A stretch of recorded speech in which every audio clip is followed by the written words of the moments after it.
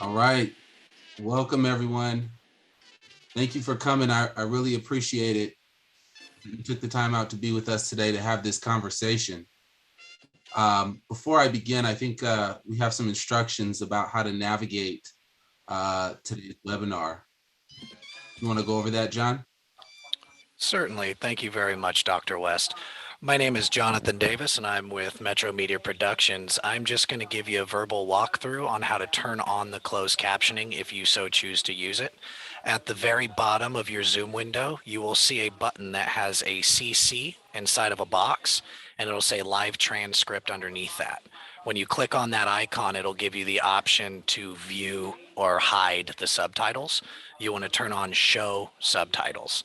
And then from there, if you go into the subtitle settings, you can change the size that they will be. And then if you grab the captions, you can move them anywhere on your window that you decide to. And then for the chat box is to the left of that closed caption icon. It's just a little word box that says chat.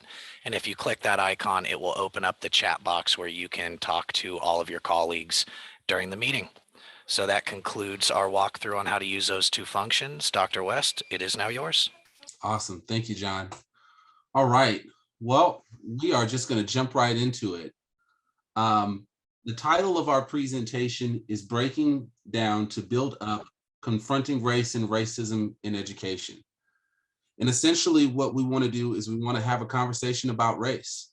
And myself and Luis, and I'm sure many of you all understand the significance of race, not only in our society, but in education in particular. These conversations aren't always easy to have, but we certainly believe they're necessary. And by you joining us today, I think you all are on the same page as well. A lot of this is going to be interactive today. I don't want to be the only one talking or sharing ideas and thoughts. So the chat is open this entire time. Please use it as often and as liberally as possible. So some of the concepts and some of the goals for today are to review concepts related to racism in society, develop a familiarity with important concepts from research on racism, look at various impacts of racism on ourselves, our students, and society broadly, acknowledge and discuss our anxiety, stress, and various negative emotional responses to racism, examine the trauma that we've all experienced as a result of racism and its effects, and I identify some practices that can be utilized to better understand and confront racism and develop an anti-racist culture. So in talking about race, one concept I want to us all to be familiar with right off the bat is privilege. Privilege is defined as a special advantage related to rank or status. This advantage could be granted, not earned, exercised for the benefit of the recipient, to the exclusion or sometimes detriment of others, and often outside the awareness of the person who possesses it. So what I want you all to do is to think about different privileges that you may or may not have, and look at some of these statements on the screen. And just put in the chat, or you don't have to, you could just sort of think amongst yourself if you like, if you don't want to share, but look at these statements and think about whether you agree or disagree with them in terms of your own life, in terms of your own privilege. Privilege, of course, isn't just about race. It can be about a lot of different things. For me, I always think how privileged I am to have my mom in my life, right? A mom that was there for me, a mom that valued education, and you know, was invested. That to me is a huge privilege. So just understanding the concept of privilege and understanding the privileges that we all have that are beyond race, but maybe race as well. Luis? Yes, I think this is Luis Chavez.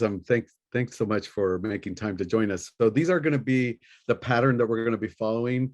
Julian is going to be giving some review of some material and information as he just did. We're going to be asking you these types of questions throughout the session. So we ask that you use chat to do a little bit of reflection and then response to the question here. What are your thoughts about social privilege and what are your experiences with it? So briefly, if you are so inclined to please share with us in the chat a response or two about that.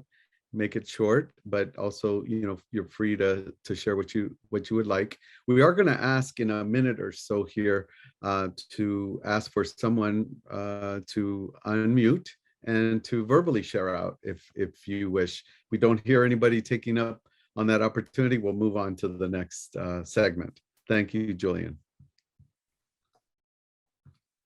So let me check chat. We'll give you a minute or less than a minute to really give us a couple of responses. And if there's, in the meantime, anyone wants to unmute, please unmute and share out. There's some response or in the chat right now by Jenny. So many people seem to think that acknowledging privilege means that they will be pushed out of line, instead of seeing that the line will actually be more inclusive. Thank you for that. That's right. That's, I think, a great point. Doesn't look like there's anyone going to jump in, Julian. So let's move on to the next set of slides. Okay. We've already gone through this, so thanks. We can keep going. Next slide. Yeah. So I think what I want to do as we're jumping into this conversation about race, because at times I tend to get a bit of pushback from folks. I want to make some acknowledgments, right? And one of the acknowledgments I want to make is that I'm not saying that race is the only privilege in our society, simply one of them. And I'm not negating the importance of internal growth and resilience among racial minority groups either, right? All of the problems are not going to be solved by just, those who are white saying that, admitting racism and solving problems for minorities. It's going to be minorities finding that inner strength within as well in order to truly overcome a lot of the obstacles that we face. And I'm also not saying that race relationships in America are not significantly better than they were in the past, because I think we all can, to some degree or another, acknowledge that they are better, but we still have some work to do. So in defining racism, most folks go with the first one, a belief that race is a fundamental determinant of human traits and capabilities or capacities, that racial differences produce an inherent superiority of a particular race. So most folks attribute it to an individual person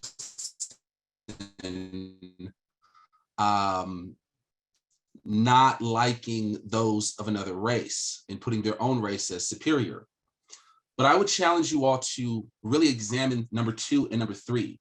Of how it can be more systematic and how it can be more of a political or social system designed to execute the principles of racism. I think that's a lot of times what we see in today's world in terms of racism, more so.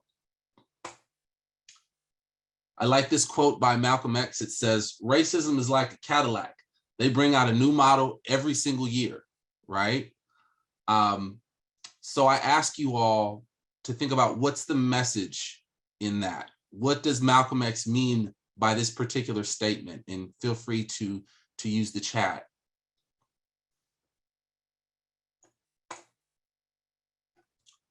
One concept I want to review is this concept of race lighting. And I got this concept, I don't know if you all are familiar with Dr. Wood and Dr. Harris at San Diego State, but I just recently saw them present on this. So race lighting is essentially a form of gaslighting. It's the process whereby people of color question their own thoughts and actions due to systematically delivered racialized messages that make them second guess their own lived experiences and realities with racism. So I ask you, have you ever felt that way? Have you ever felt like you heard or saw something racist, but at the same time, folks were trying to make you seem like you were crazy for thinking that, right? That's what this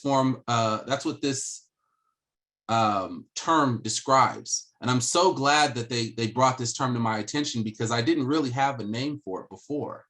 I know I've had experiences where I'm like, that seemed kind of racist. But yet you see so many people that will object to that. So in breaking down this concept of race lighting, you have these initial antecedents. So that could be white supremacy, white fragility, anti-Blackness, that feed into either implicit or explicit biases, which then cause microaggressions in the form of micro insults, assaults, or invalidations. And then that's where you get race lighting, right? And then for those who are people of color, a lot of times this race lighting can impact us in either a overt way or even in a subconscious way, where we get racial battle fatigue. We feel stereotype threat, where it lowers our confidence, and sometimes even imposter syndrome, right? This is one example of race lighting, is this whole controversy over critical race theory. You've actually got states all over the country who have developed bills to ban critical race theory. And you have these common misperceptions of critical race theory being Marxism or communism, intolerance, hate for white people, shame for whiteness, things that critical race theory does not even cover, right? You even have Donald Trump saying or reposting that critical race theory is the greatest threat to Western civilization, and it's made its way into the US federal government, the military, and the justice system. I don't know about you all, but I certainly feel like I'm being race lighted on this one, because I look at this and I'm like, am I crazy? I didn't learn about critical race theory until I went into my doctorate program about 4 years ago. And it's not this. What critical race theory is it's a theory that was developed by Dr. Bell, and it's more so having to do with law. So it's taught in law school. It talks about the oppression in law and society, talks about how racism is endemic to American life, and it talks about how mainstream society rarely focuses on the subtleties of racism, rendering the reality of racism invisible. And it talks about how the natural group often tells stories that depict their dominance as a natural causation, and it absolves itself of any responsibility in creating educational disparity. This is the whole reason that we have the term equity, because we're acknowledging that it's not a natural cause that African Americans and those students of color are performing less, right?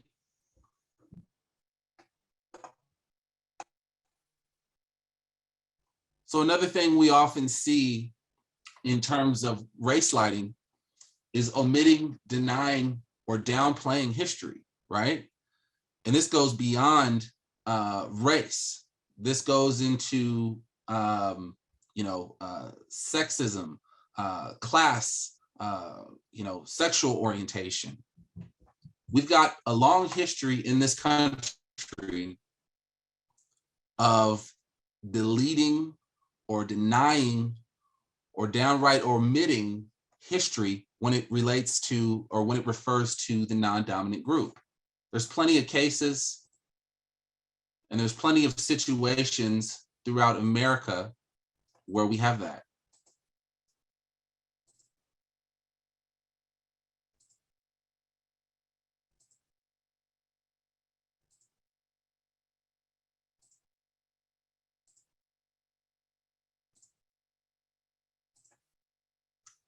And so at the end of the day, I'm not saying that we are responsible for history.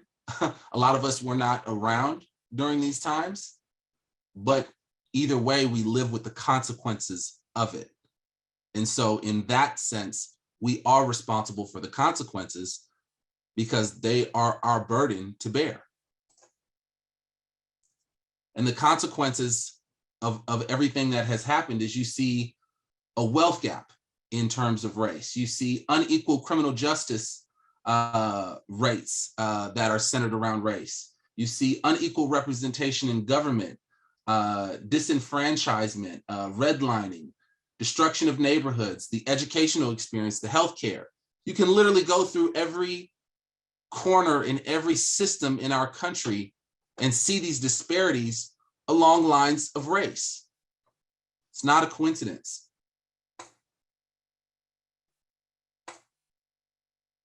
And these are just some graphics to back up what I'm saying.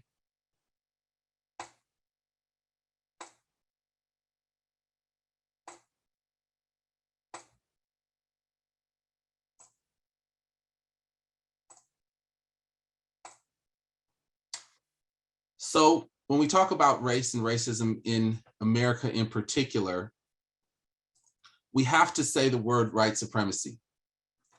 And I know in our society and at our institutions, this can be a heck of a word, but we'll get through it. White supremacy in the dictionary is defined as the belief that the white race is inherently superior to other races, and that white people should have control over people of other races, systems that collectively enable white people to maintain power over people of other races.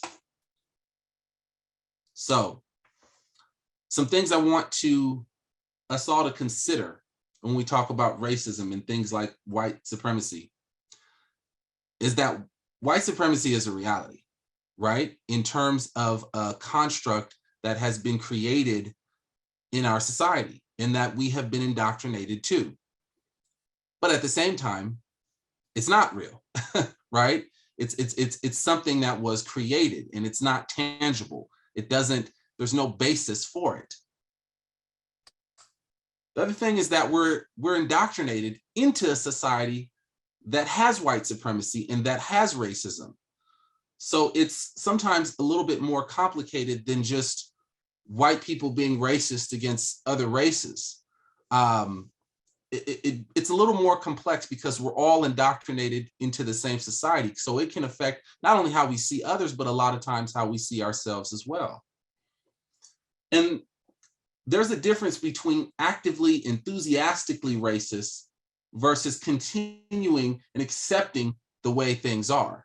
A lot of times people don't want to acknowledge the continuance or acceptance of the things that they see as racism, but it is a form of it. And then lastly, these conversations in work are not always safe and not always comfortable. They're difficult to have, and they make people feel uncomfortable because of the trauma that is behind it. So just acknowledging that. Another thing we have to acknowledge is that racism is trauma, right? It's trauma, just as anyone would feel post-traumatic stress disorder. I think of when a veteran gets back from a battlefield, and then when they hear a firecracker go off, they immediately associate it with being in the battlefield, right? Sort of a post-traumatic stress reaction. Well, I think racism has a little bit of that effect as well, right? As a person of color, when I go into a room where there's no other people of color, I feel something in my gut. I feel it. And that's related to the trauma that I know existed.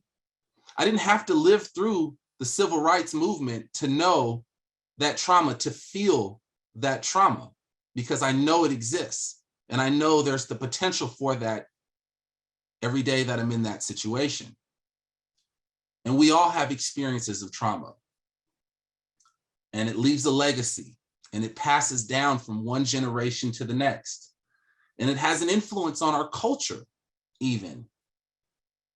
And it's oftentimes subconscious, right? It's not something that we think about necessarily, but it's something that we feel.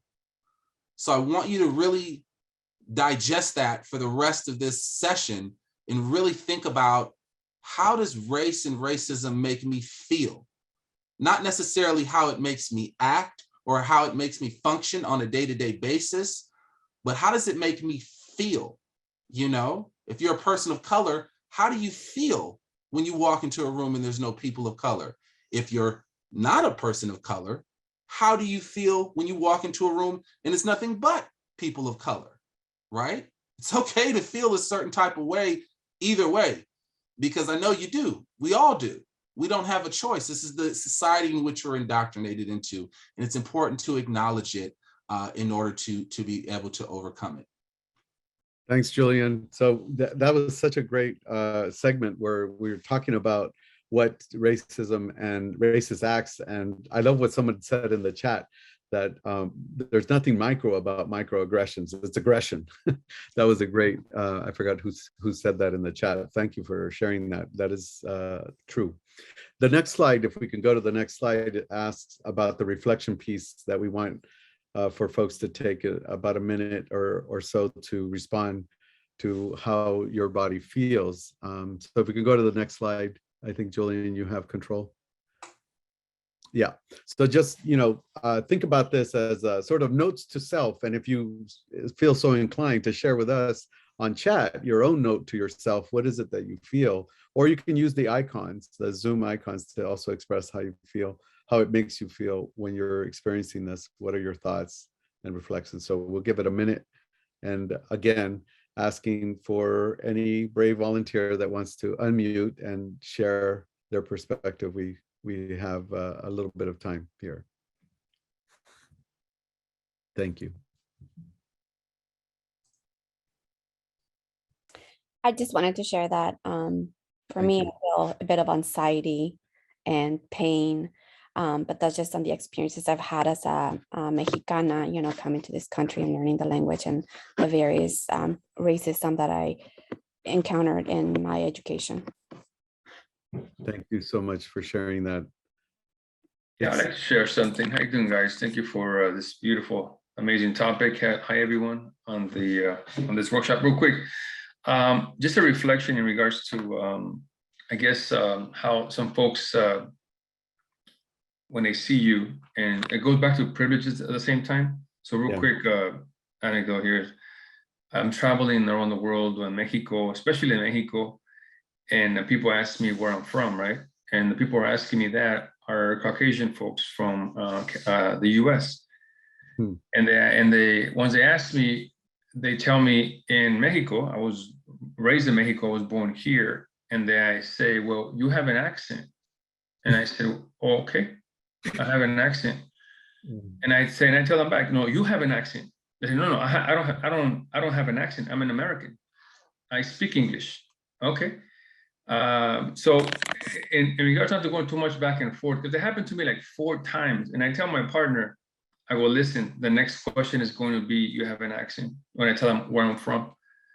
And it's interesting. I mean, sitting in the park, reading, watching my son play soccer, practice soccer, and Caucasian girl comes up to me, says up to me, hey, how you doing? I'm well, how you doing? Okay, what are you reading? Oh, something about meditation. Okay. Where are you from? And I tell them, this is in California now. I said, well, I'm from here. So what do you mean from here? Yeah, from California. I said, well, you have an accent. I'm an American. Okay, that's cool. And I said, well, are you from another country? I go, no, well, California, we're from here. We never left. So I tell them that, and I tell it, and I do it very slowly. We never left. We're from here. Yeah, but this is America. I heard you the first time. So again, I don't want to make it too long, but again, I go into these phases of, and then I don't want to get angry, but then, naturally, when somebody tells me that in Mexico, and I was raised in Mexico, that pisses me off a little bit, you know. But I'm like, Yeah. wait a minute, look around you. You know, look at these beautiful mountains. Look at this ocean where you're in front, in Cancun or in Xtapa, where I was asked that question.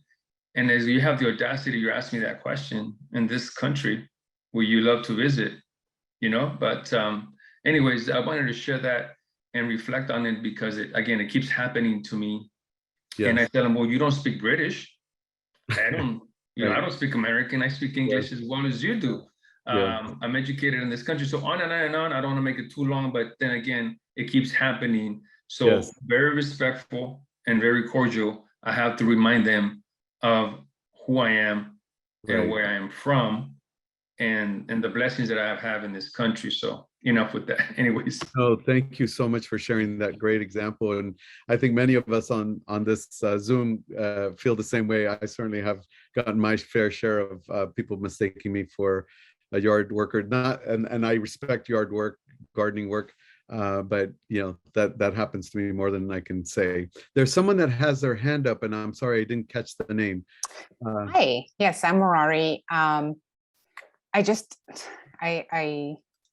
wanted to share something. I have a friend who is white, and she asked me, you know, why is it that you're always thinking about race? Like, why can't you just put it aside and just let it go?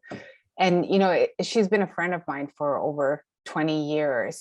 And there's been a shift in her where she told me, because she goes to the opera a lot, and she said that she went in recently, or not recently, but before the pandemic, that she went to an opera, and she started looking around, and she noticed that there were not a lot of people of color. Right. That, you know, and so I think she had an awareness, because like you said, right, when I walk into a room, the first thing I do is look around and see if I find somebody that's like me. And then we make eye contact, or there's some kind of like, hey, we're together, you know. So so it's just also like, if you're in water and you live in water, you don't know that you're in it, you know. So highlighting or bringing white to consciousness is something that that is helpful.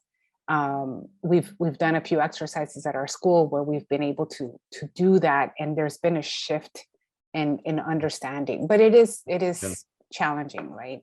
Yes. Thank you.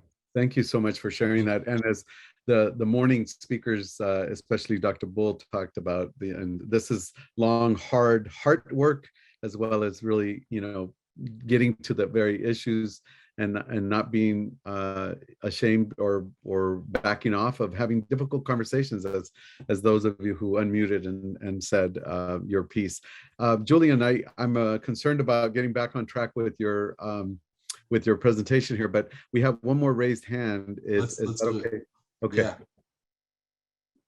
I just wanted to add that my experience has been that I do have privilege, you know, as a Mexican, a white Mexican. However, just kind of connecting with the gentleman that talked a little bit ago, I always get asked like, oh, where are you from? And I do say Mexico, and they're like, wait, no, you can't be Mexican. Like being Mexican is a horrible thing because whatever, right? So it's just a constant. It just happened last week, actually, where I was asked where I was from, and I said, here, Sonoma County, California. And they're like, no, like, where are you from? I'm like, Mexico, where are you from? You know, and so it just becomes this, yeah, so it's hard not to, you know, feel frustrated, right? It's hard not to feel upset about it because you get it constantly, made feel like you're an outsider and so forth. And going back to, like, you know, our roots, like, we're from here, you know, we didn't cross no border, the border really crossed us. And so it's just that lack of knowledge and their own history, people of, you know, mainly people that are not so aware, you know, of geographical things and historical things. So it can get draining. And then of course we also get the whole like, well, you all get all angry and upset. I'm like, yeah, have you heard of generational trauma? So anyway, I just wanted to put my 2 cents on that. No, thank you so much. All of you who have shared both in the chat and verbally here, really, I think, you know, exasperate and share the existence of what happens to our bodies. So I think the point that Julian was making about how it affects not just our minds, our emotions, but our bodies as well. So some of you talked about the pain and anxiety you feel. So thank you for sharing that. Julian, let's turn back to you. All right. So what I want to do is highlight some of the different levels of racism so that we can really analyze them. You have one level on a personal, which could be private beliefs, prejudices, and ideas towards individuals. Interpersonal, so between people. Institutional, and also structural. So in looking at how race impacts interpersonal relationships, when you think about who your neighbors are, who you live next to, right? Because I can tell you, I've seen plenty of communities that are homogeneous in terms of Asian communities, white communities, Black communities, Mexican communities, or Hispanic communities, and then a little bit mixed in, but mostly homogeneous communities. Think about where we decide to eat lunch in the cafeteria. I always think about my sons and their experience in school. But think about your experience in school. I know when I was in high school, I started at a new high school. And when I went to the cafeteria, didn't know who to sit next to, and immediately made a beeline towards where the men of color were sitting, the African-American men in particular. So think about that. Think about how our students get recommendation letters, right? Who do they ask? Who's willing to give them recommendation letters? Then I want you to think about how we get jobs, right? Particularly, I want you to think about how are our adjunct faculties hired? How do we hire adjunct faculties, right? Because I know at most of our institutions, at least most of the ones I've been to, it's mostly white faculty, but the students are mostly students of color, right? But you can't become a full-time faculty unless you're an adjunct faculty first. And although we have a lot of systems in play for our faculty hiring committees, I can tell you that for a lot of adjuncts, sometimes you don't even have to interview. That's just the truth of our system. It's who you know. So sit on that for just a moment. Another concept in terms of personal beliefs is this denial of innocence, right? Dehumanizing groups morally makes it permissible to treat them in a way that would otherwise be morally objectionable if they were fully human, right? Look at this slide. This one always gets me because these are children that were all murdered. And although we know who murdered each and every one of them, no one paid a price for their death. Almost as if it didn't matter. Now, if you have children yourself, as I do, you got to sit on that for a minute. I know it hurts, trust me, but you got to sit on that for a minute and think about how they were killed and no one paid a price. This is a study that was done that looked at white, Black, and race unspecified. And it saw that Black children ages 10 and up were viewed as less innocent compared to other children who were white and children whose race was unspecified, right? Think about that police officer that pulled up on the 12-year-old Tamir Rice with a toy gun and thought that it was an adult, right? This is a quote from Fox News. And it said, "The bringing of these children into this country where they will be forever connected to a cartel is slavery. What we're doing here is promoting a lower level of human being who will be controlled from other countries." Right? This is a real quote.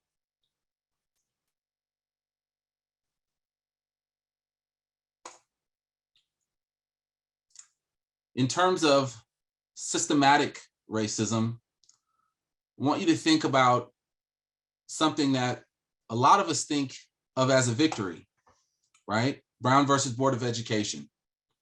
where we were able to finally integrate our schools, right? Well, think about the results of that, of what that actually did. While several students of color went to white schools, very few white students went to those schools that were predominantly schools with students of color.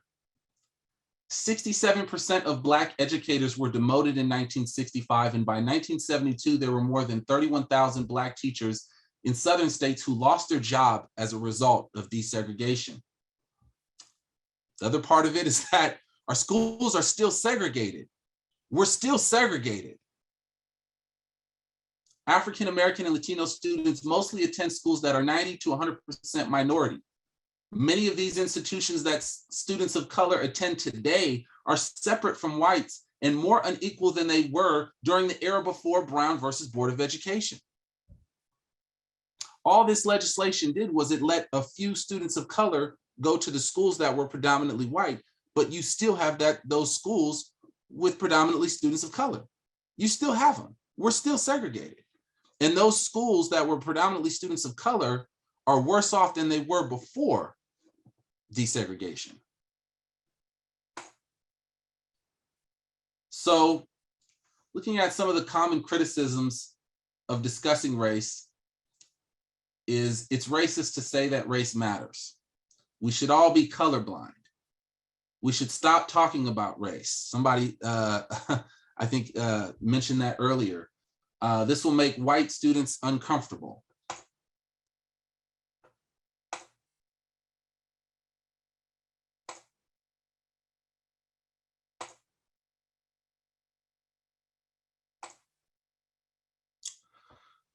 So I have to ask the question, does race matter in education? For me, it's a resounding yes. I think it would be imperative to teach a class in every master's and doctorate program in education, specifically talking about race. If you look at it, you can see that 70% of white students get a certificate or an associate's or a bachelor's degree or better, 52% of African American, 49% of Hispanic students.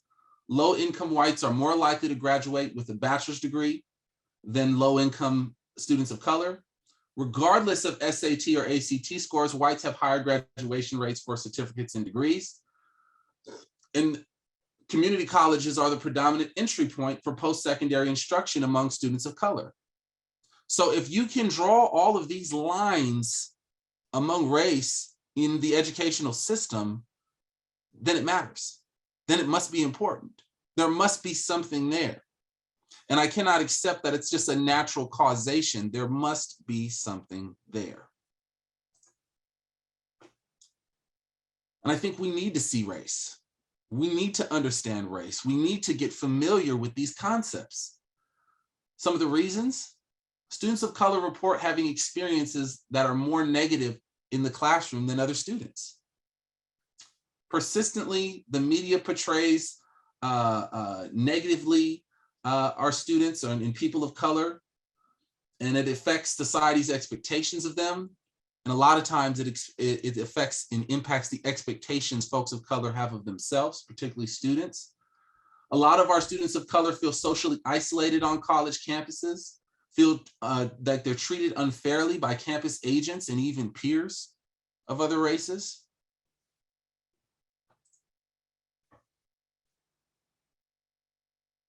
Thank you, Julian, for those insightful comments and images.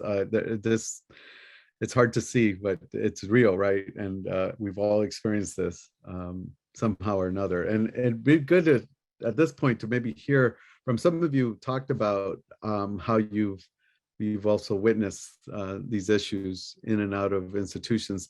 I know this is a little risky, but if you feel you're able to share, if you could go to the next slide, Julian, if you're able to share an experience of what you heard, what you saw. We all know these exist, so it's not really, throwing your institution under the bus.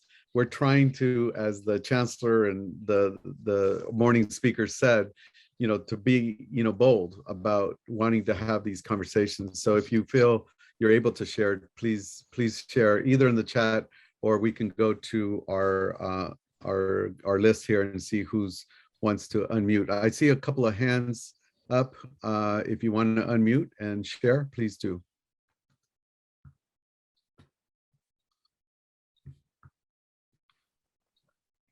Okay, I was gonna let Sal go first. Do you want to go first, Sal?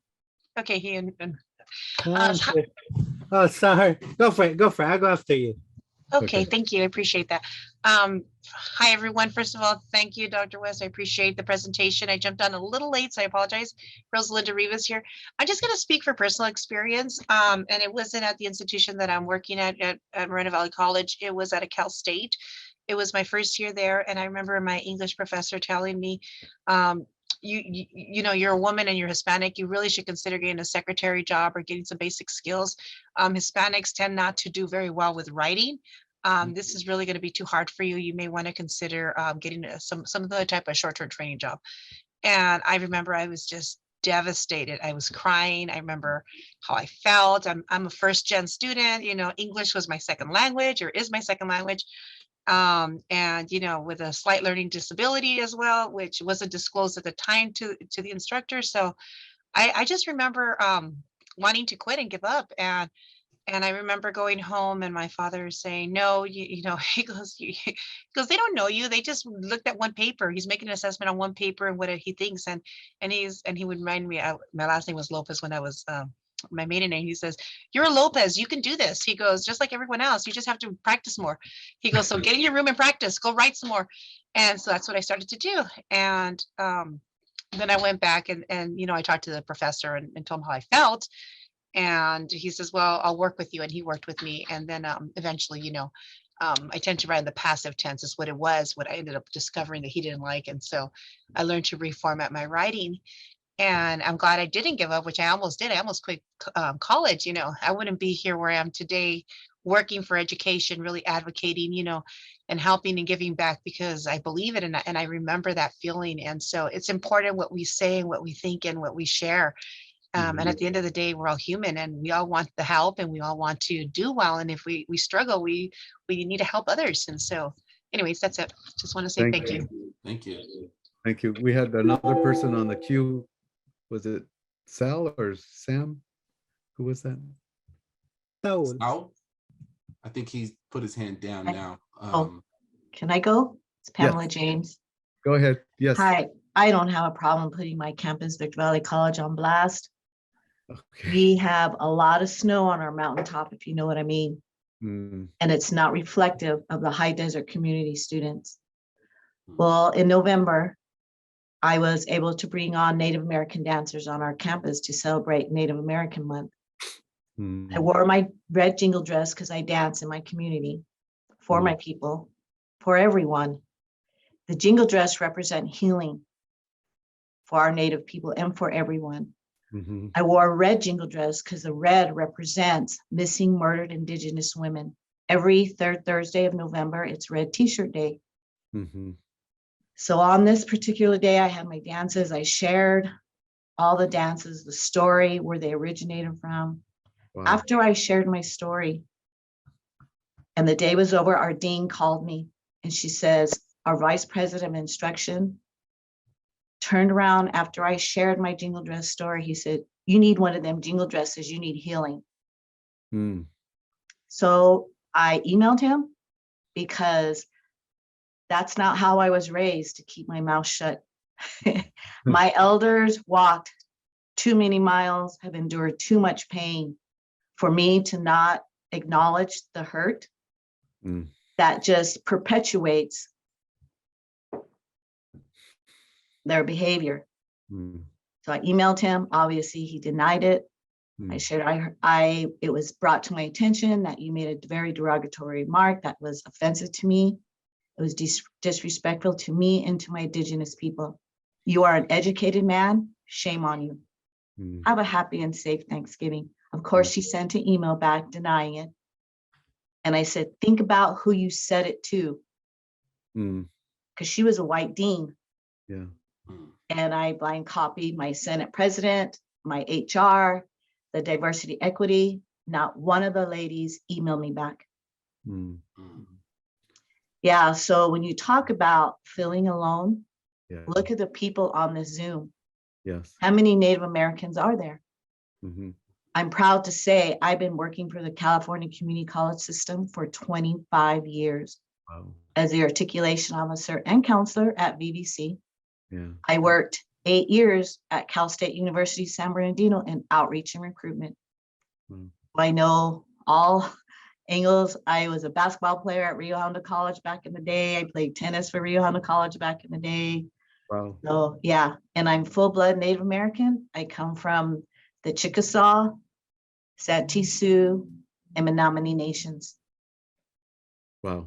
And very proud to be here. And it just feels very, very comfortable and safe. Yes. It's such a good place to be in today. Good medicine to everybody today. Thank you, Pamela. That's such great. I mean, you certainly exemplify what Dr. Gonzalez talked about this morning, the resiliency, right, of who you are, where you come from, and not backing down, but being, demanding respect and for people to see you. So thank you for that. We did have a couple more, just if we could make them quick. Kelly Boren and Sean Taylor, whoever wants to go next or can. Yeah, so thank you for letting me share. I'll just try to make it quick here.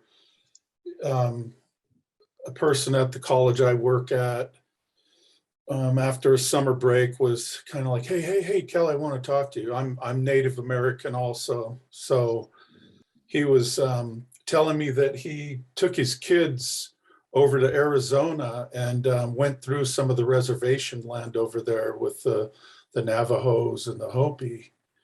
And, I later, because to me that's, totally a microaggression, right?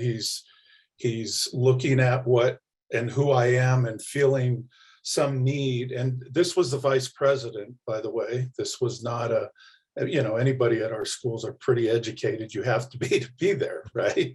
So, and I told him at some point, it was like, that was kind of offensive. And think about why you chose to tell me that story. You could have said, hey, let's go have a beer after work one day, or it could have been a whole bunch of different things other than he felt this need to share that story. And I wanted to say to Pamela, I understand it's a lonely road out there for Native Americans, especially in institutions. Our numbers, what we represent, is probably under 1% at colleges as professionals. And I'll just quickly, I'm sorry, I said I'd be short.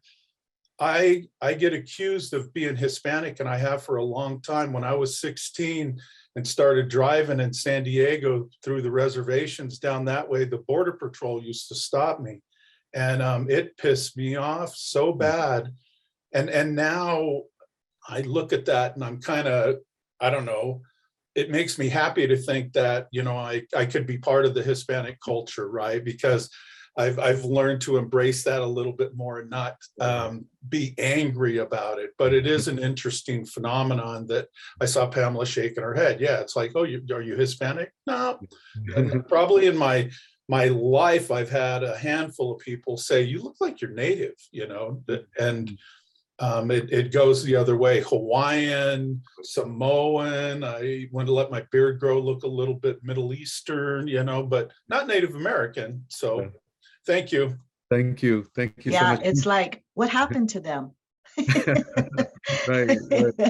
I get that too. I get a lot of Hispanic people come up and speak Spanish to me, and I'm like, time out. I'll help you. I'll get somebody to help you. I promise. Yeah. But yeah, I can totally relate. Thank you for those sharings. If we could make this quick, I think we have Sean that's been patiently waiting. Sorry about that. Please. Oh, not at all.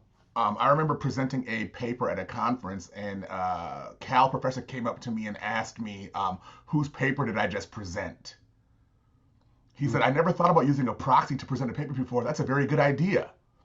And it's not something that I spent, 6 months writing and performing and practicing for. And yeah, I was petty, and I heckled the absolute hell out of his next presentation. I'm from Brooklyn, and that's what we do. And so I just went really bad on them, and to the point where they had to like escort me out. But then a lot of people came with me because they witnessed Okay. the conversation prior to It was that. But it's happens a lot when you are a person of color and you present a level of intelligence or a level of work or a level of, or better, more innovative work in a discipline. Then yes. there's a lot of jealousy that happens that you don't belong here. And so I really think that if we're not including people of color and queer people, women, disabled people in our work, in our curriculum, we're intentionally erasing them. I agree. Thank you for sharing that, Sean. I'm going to turn it back over to you, Julian. We're winding down on time. Let's see if we can get through the rest of this. Has been so great. Thank you all for sharing. I agree. So, moral of the story, what do we do next? I think the first thing we do is we got to confront this racial trauma that we feel in our bodies. Pay attention to how you feel. Examine it, dissect it. It's a lot of it is subconscious, but it's important that we note it. And that's not just for white, Black, Hispanic, Native American, but it's for everyone across the spectrum. Note how you feel so you can gain an understanding of it to help better overcome that, to better overcome those anxieties and those subconscious feelings. I can tell you as a person of color, I alluded to earlier, when I'm in a room full of people who are not people of color, sometimes I shrink. I don't know if I'm the only one, but I've noticed myself, I shrink and I don't talk, and I go through the meeting with all of these ideas that I have and I don't say anything because it's almost as if I feel inferior. Do you know what I mean? And I've got to look at that and I've got to examine that and I've got to say, wait a minute, I know that feeling in my stomach where it prevents me from talking. Damn that. I got some ideas I got to share, and there's a reason I'm at this table. And if I'm the only person of color, then I definitely got to say what's on my mind, right? Amen. The other thing is that there is no choir. Ain't none of us as woke as we think we is. There's always work to do because we all have biases. I know I do, and I work on them all the time. So there's never think that we are beyond learning and beyond developing. I love this quote. It says, smog in the air. Sometimes it is so thick, it is visible. Other times it is less apparent, but always day in and day out, we are breathing it in, right? And just talking about how in society, we deal with this white supremacy, we deal with this racism, it's always there, whether we can see it on the surface or whether just beneath the surface. Some prerequisites to this anti-racist work. An acknowledgement of the unsanitized truth. So basically just keeping it real about what it is, what's going on out there and how it's making us feel. The realization of accountability. Folks need to be held accountable, right? Including ourselves, including the people who are at the top. And it's up to us to hold them accountable, even though we can't necessarily fire people or make people lose their jobs. Speaking up like you did, Pamela, was I think the first step to it, right? Because if they get away and we don't say anything, then they're not held accountable at all. So just acknowledging it and just saying, hey, I didn't like that. That made me feel this way. Do what you will with it, but I'm gonna address it. Equity advancing principles include high expectations matched with high support, and understanding that intersects race, ethnicity, gender, and sexuality, and prepared to challenge the institutional culture and receive blowback. Again, this work is not safe. We will get blowback. People will push back, but we have to be brave enough to be able to endure. I was just at the A2 Men conference, I think a couple of weeks ago, and Dr. Bush put it very eloquently. If you don't feel like you can do what you need to do and keep it real where you're at, maybe you're in the wrong place. Maybe you're in the wrong place. And he said, don't let your check keep you in check. And I really love that because it's true. You know, you have to, I think about Malcolm X, a man who stands for nothing will fall for anything. You know, you have to be grounded in who you are. Yeah. Avoid being burned through or burned out. Most people are familiar with the term burned out, but I like the term burned through, because a lot of times what I've seen is where institutions will get their token person of color and they'll have them do all the equity work, and that person will just get burned through because they're the only ones there doing the work. right? So we have to avoid that. We have to practice consistent and intentional self-care. We have to find safe places on campus, and we have to find groups that can support us, right? Even though we're at campuses that are majority, not folks of color, we have to find our allies and our teammates. And it doesn't necessarily have to be people of color either, just like-minded folks who will back you up, who will say, who will understand and acknowledge your experiences, right?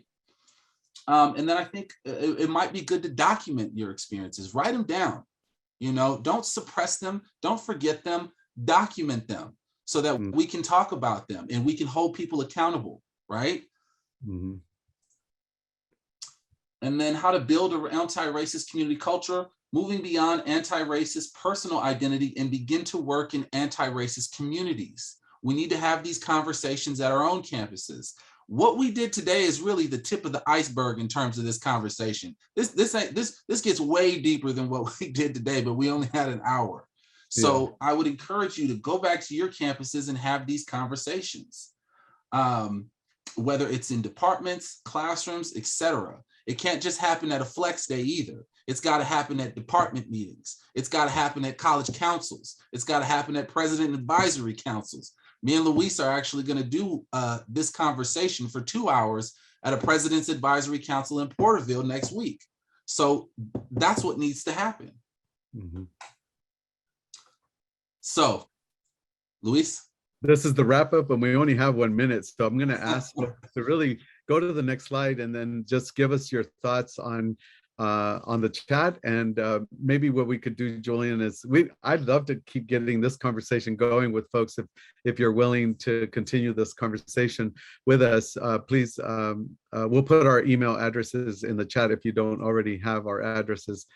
Because this is part of the next, taking it to the porch or having a cafecito, or really having these critical conversations on your campus. And many of you I know are already doing this in all your settings and wherever you are. And unfortunately, we got to dig a little deeper, and we got to keep going, and we got to keep saying, and we got to keep raising the questions and the issues and responding to people, even though we're tired of saying the same thing over again. I get tired of saying, no, I'm not the local lawn care guy here on this block, but I'll put you in touch with someone because you really can't afford me. I think we just have to keep doing this, bringing it up and saying who we are and that we're here. I love what someone said earlier. We've been here. We never left. That's beautiful. So thank you all for being with us in community, sharing this courageous conversation with you. It has been a highlight of our day today. Thank you, Julian. I always love working with you. So genuine and authentic in your approach. This is a difficult conversation, but as comfortable as it may feel and get, sharing this together, I think we'll all get through it. We'll all be better for it because we need to be for our students' sake. Thank you all.